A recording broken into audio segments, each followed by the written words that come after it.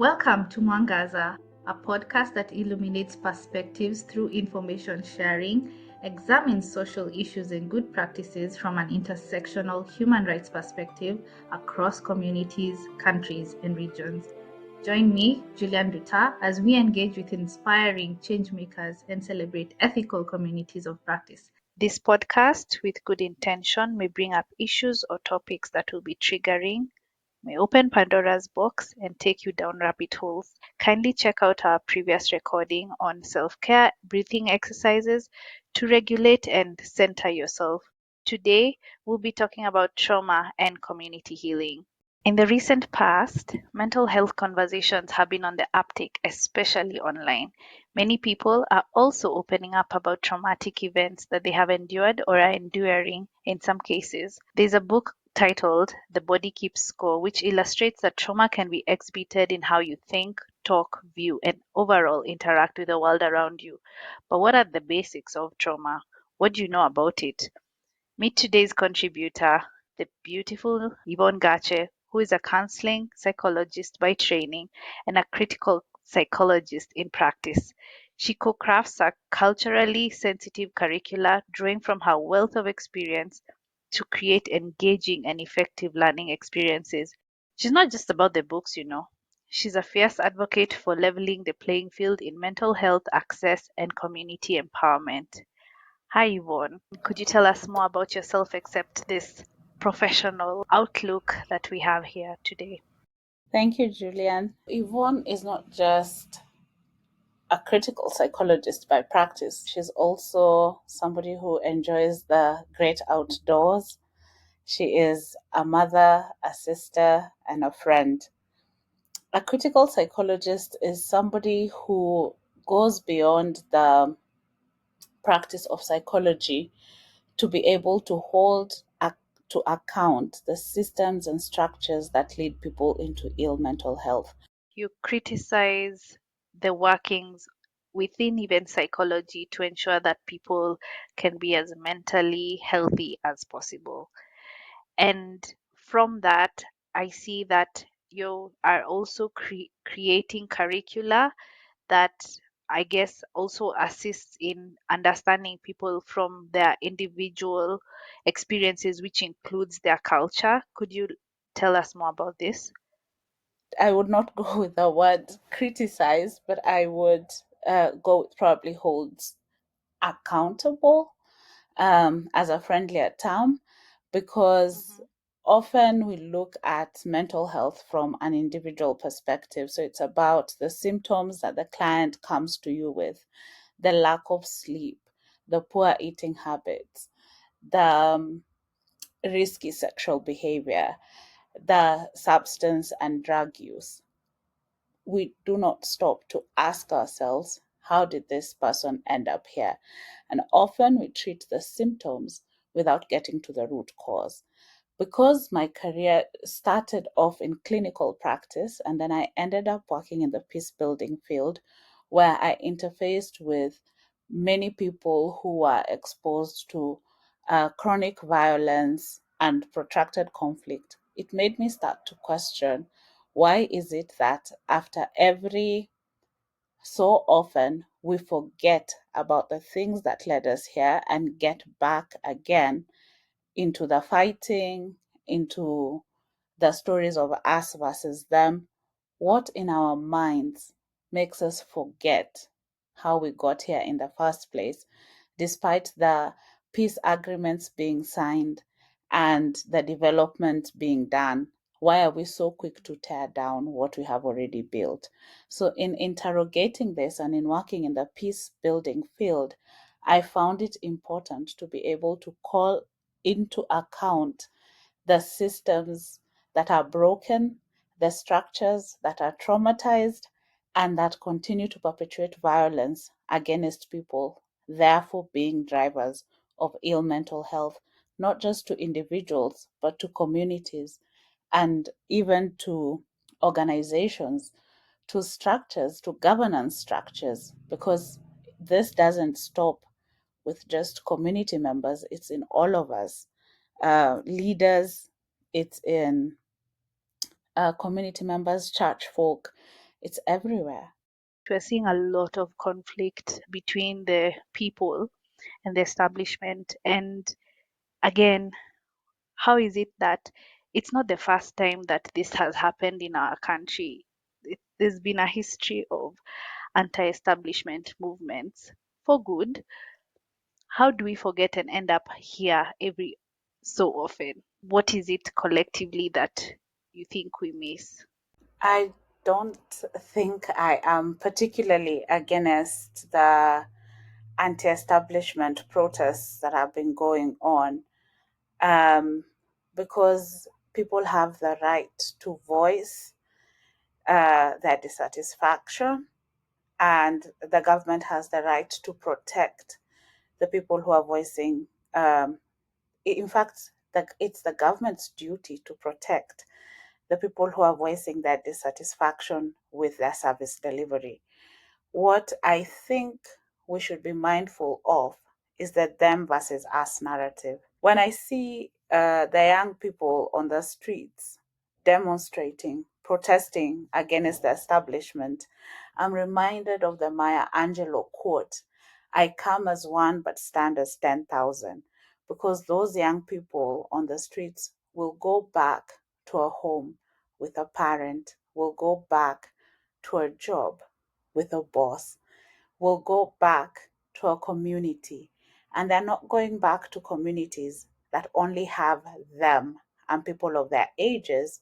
They're going back to communities that have millennials, that have Gen Xers, that have boomers. So we might look at the streets and say, it's just the young people protesting. But in actual sense, they stand as one, but come as 10,000. I love how you ended that with the Maya Angelou quote, and we are definitely an extension of many others, both seen and unseen. And it's very imperative for us to realize that there's power in collective action, and I feel like I've seen that in the past 1 month. I remember once you and I had a conversation about the fact that also we are a people that carry trauma, and trauma can be carried over generations. And I feel like we're in a place where there are people standing up to end that generational trauma. Maybe we can start with you just telling us what is trauma? Trauma clinically is defined as exposure to a life threatening event. So, for example, going back to the example of the young people, the conversation we just had about the young people who are having participated in the anti establishment protests, and you were tear gassed and you were shot at, or you had the gunshots. That by itself was life threatening and so can qualify to be a traumatic event. If you are a parent sitting at home watching the advancement of the protests, knowing that your child is in the protest, and then you see live on television somebody being shot and them dropping dead, and you try to call your child and your child does not answer their phone, or you try to call your sister, or you try to call your neighbor, that by itself can qualify as a traumatic event. Because one, there's the person who has experienced the event, and there's the person who's being traumatized vicariously by witnessing the event or even by listening to this podcast. And so, um, by just hearing the recalling of the accounts of the event, that by itself can also cause a traumatic reaction. However, two people can experience the same event and not come out traumatized. If you're not trained in anything psychology related, how would you identify a person who is traumatized? What are the big red flags? I think listening is very underrated. We often listen to give responses, But if you listened and if you took time to then look for patterns in people's speeches, they would often tell you, because in how we communicate, there's always the going back to a particular subject. And when you notice that somebody is going back to a particular subject rather than getting bored and saying, but you've told me that before, is to start to get curious as to why that is important to them. It is the curiosity of, why is this so important? Tell me more. And then what? And when? And asking a lot of open ended questions that can illuminate more light. It's also being our brothers' keepers and surrounding each other, or our sisters' keepers, and surrounding each other with a community that can hold us as scaffolding, an environment where we can go to and be vulnerable and be weak and take our times to heal and regrow and replenish ourselves, to be held in that container, in that cup, where somebody notices, I notice that you no longer eat. Why don't you eat dinner anymore? I noticed, or how come you don't eat dinner anymore? I noticed you used to enjoy going out to a particular place. Or I noticed your interests have changed. You used to enjoy to go to a particular place. You no longer do that. Or I noticed that you're struggling with sleep. You always talk about how tired you are. Are you sleeping well? It is being curious. So I would say, how do you notice, or what do you pick up when somebody, when you're not a clinician, how do you pick out the signs and the symptoms of somebody being traumatized? One, if you know they've gone through an event that could be life changing, life altering. If you know they've had proximity to such an event, if you know that the work they do exposes them to such events. And right now, the world we are living in is traumatic left, right, and center. It's happening everywhere. So it's to be curious, to hold each other in community, and to be intentional listeners. More than ever, we need to be very intentional about how we listen to people and how we show up for our people, because that's when you will start to notice that they're deviating from what was quote unquote normal for them. And then you can start to lean in with curiosity and not judgment.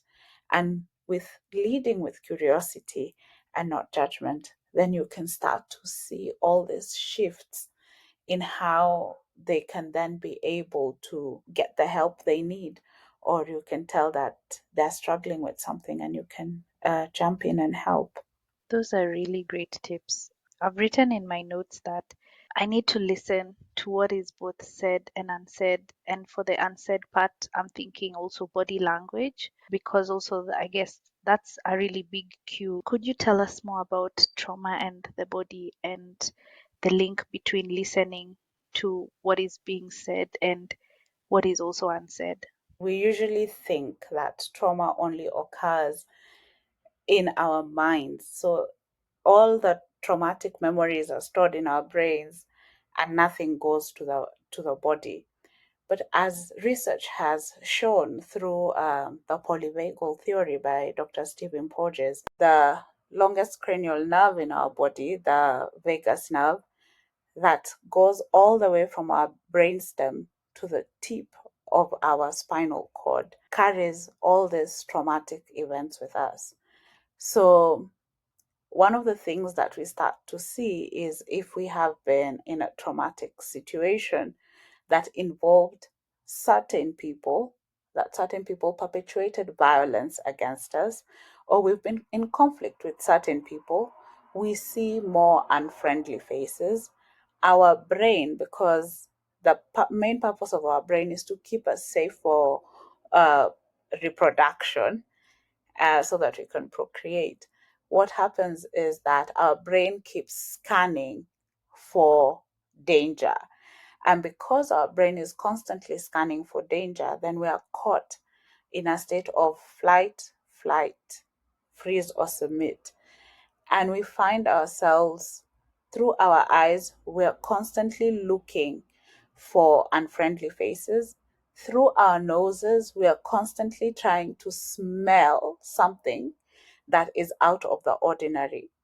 Through our taste buds, even our taste buds change after a really traumatic event.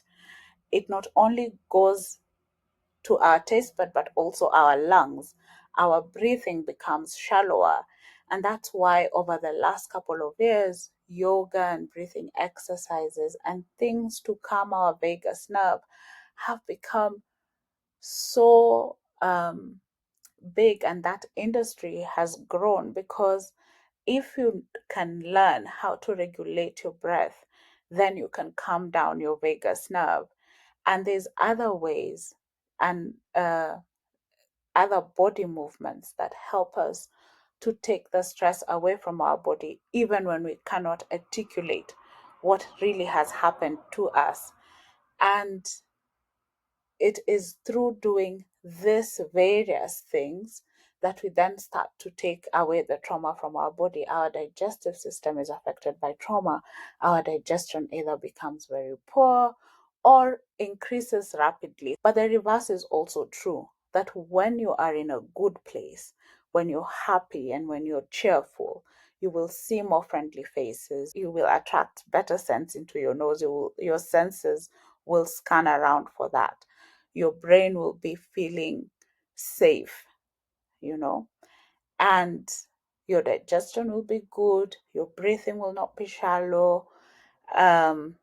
Your libido will be high or normal or regulated, you know. But when you are stressed, when you are in a traumatic state, then you start to lose some of these things and your health starts to take a beating. And the other thing is, people say when finally the noise comes down, you find a lot of people get sick, get physically sick. So throughout the traumatic event, they were very okay. And the body was like drowned out because, again, our brains are wired for survival. And so, in the state where we need to survive, the body doesn't listen to all these other things. Our prefrontal cortex is shut down. And so when we get into a place of calm, relaxation, and connection, then your body starts to listen to all the backlog. And you often find that after the most stressful period of your life where you are functioning, the moment you start to calm down and things start to work out, you fall sick. That's how the body keeps the score. I once went through something that really, I would say, hurt me. And I ended up, a couple of weeks later, I ended up having to go to the doctor because I had these migraines that wouldn't go away.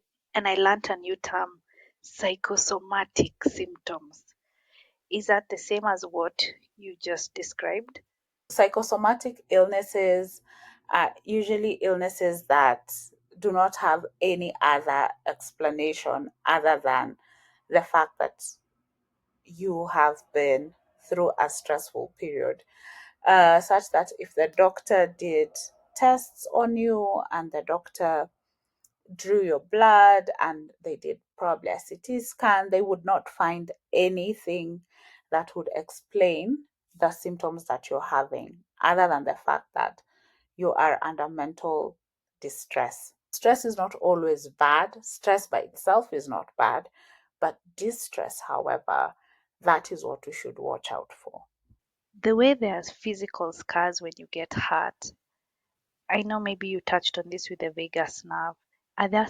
Is there psychological scarring? Yes, yes, there is psychological scarring. And that's why um, people end up being triggered by incidences that look familiar to them. The narratives form a part of transgenerational trauma. It is how we also pass trauma down from one generation to another. But the other way that trauma is passed from one generation to another is through epigenetics. The genetic material that will become Yvonne was already there in my mother when she was in her mother's womb. Then we ask ourselves, what period of time did my grandmother live in? And what traumas was she exposed to? And what stressors was she exposed to? And what traumas were her mother exposed to? Because when my grandmother was in her mother's womb, being formed as a fetus, when she was born as a child, my mother was already in her womb. The genetic material that would be my mother was already in her womb. So you can see how, if genetically they had to become uh, this toughened, less sensory beings to survive the environment that they were being brought into, you can see how it would have been refined from my great grandmother's womb to my grandmother's womb to my mother's womb, and now me passing on those genes to my children. Is it possible to heal yourself from trauma? Can you self heal or is it not recommended? You can do most of the work by yourself, but you cannot walk the healing journey by yourself. There is a community that holds you together, because even as humans, the way we are created to belong, and the belonging is not to the self. And that's why you find the most rewarding work or the most rewarding times are when you've done something else for somebody else. It's when you have a purpose that outlives you, is when you're creating something for somebody other than yourself. So while you did do most of the work by yourself, then you had this community that held you. And one of the things I really appreciate that you say, and something that I try to put across, is that in places where there are no clinically trained professionals, it is we, the community, that hold one another. And so you do not necessarily need a psychologist, a counselor. They're good for when you need specific help, but in the instance where you do not find them, it is not doom and gloom. In the instance where you feel they are not culturally appropriate, it is not all doom and gloom. You can go to your community, you can talk to them, you don't even have to talk to them, you can just exist around them. And having community around you, people who you know will care that you slept, that you woke up, that you ate, that you're showering, that you're doing the bare minimum to survive. If they give you that space long enough and hold you in that space long enough, then you will find the healer inside you, and you can actually come out healed. How do you know you're healed and how long does it take to fully recover from trauma? That's a difficult question that I don't think I have an answer to. Um, but I would say the first telltale sign of knowing that an incident is no longer as painful as it was in the beginning is when you can verbalize it. Maybe when you can verbalize it without crying, maybe when you can verbalize it without feeling this ache in your heart, that, there's that painful ache in your heart, it's probably when you can go back to the places that you once couldn't go to. Maybe it's interacting with people that you couldn't have interacted with before. And it's that general feeling of, even when the memories of the incident, or when something reminds you of that incident, when the trigger comes, it doesn't push you as low as it would have previously. So I would say that by itself is a sign of healing. Is it true that time heals all wounds, or is it something the community tells us to make us feel better? Time does heal a lot of wounds, and if it doesn't heal the wounds, then it gives the time for the issue to be resolved, for the justice to be found, for the words to be said, for the forgiveness to be said, for the truth to be told. So time by itself, I think, does heal all wounds. When assisting victims and survivors of certain traumatic experiences, there's the terminology that's being used in the civil society space, trauma informed care. Could you tell us more about what is being trauma informed?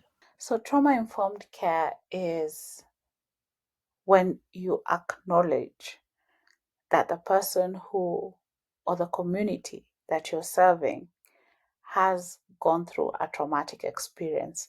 And as a result of the traumatic experience they've gone to, more often than not, their agency, their sense of safety, their levels of trust have been violated. So, how do you then lead with trauma informed care? It's to rebuild what has been taken away, and not just coming in as an expert and leading with your expertise, but also allowing the community and appreciating that the community does have its own knowledge of what happened, of how they have survived the traumatic situations that they have been. So it is leading with putting back the safety, the trust, allowing the communities to have choice, ensuring that you have co creation, collaboration, and that you empower them. But over and above all this is to ensure that whatever interventions you put in place are culturally and contextually appropriate. However, there are some few practitioners who are now moving beyond trauma informed care and into healing centered approaches, where they say now that trauma informed care centers trauma, while what they're trying to do is to actually bring healing back into the communities. And centering trauma is using a negative term to do a beautiful job. I would see why it's being called healing centered approaches as opposed to trauma informed care. Positivity and wording matters, and in some cases, you're not always emphasizing the trauma and the trauma. I completely get that. As we conclude, what are the key takeaways that you not want us to forget? I have 4 quick takeaways that I would not want us to forget. So, number one, I would not want us to forget the definition of trauma by Dr. Gabor Mate, that says trauma is not just what happens to you, it is what happens inside of you as a result of what happens to you.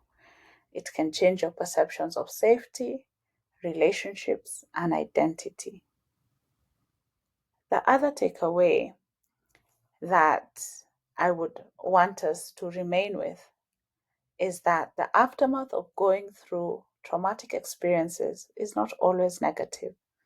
You can grow positively from a traumatic experience.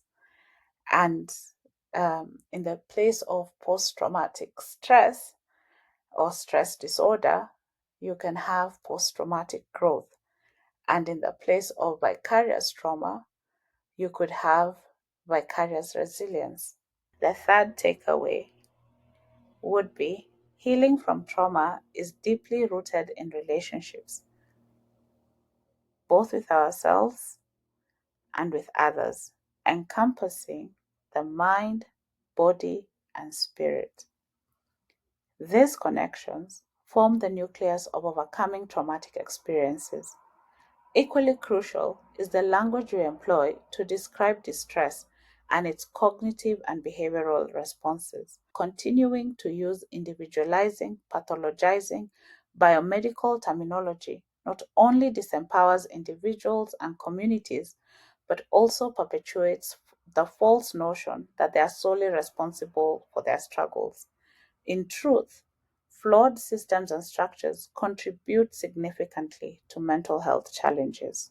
The fourth takeaway, and it goes directly into the last question you asked on trauma informed practice, that I would like us to remember is that a crucial aspect of being trauma informed, both in practice and in theory, is acknowledging and valuing the roles of individuals and communities with lived experiences.